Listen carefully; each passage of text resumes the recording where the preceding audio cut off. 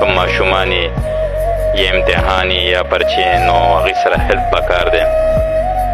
بلکې داسې هیلپ هم پکار دی چې هغه له یو تن پکار دی دی به ورته وینا کوي و به یې لیکي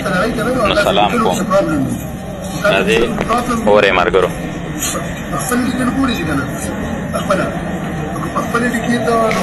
او داسې کله داسې خلک کله هم نه خرابېږي او کله ته ځان سره غړي چې بل چا ماشوم هیلپ کنه دا هم یو ماشوم دا تم یو ماشوم وګوري اب ځان سره کینه ته ورته وای اب لیدل کیږي ٹھیک شو څومره دې جلدی کړی په څه ټایم کې پورا پولیس څومره ډېر جلدی ګزار ها څنګه چې تکار کاوه تا د نیمه ګنټه راوړل درو ورته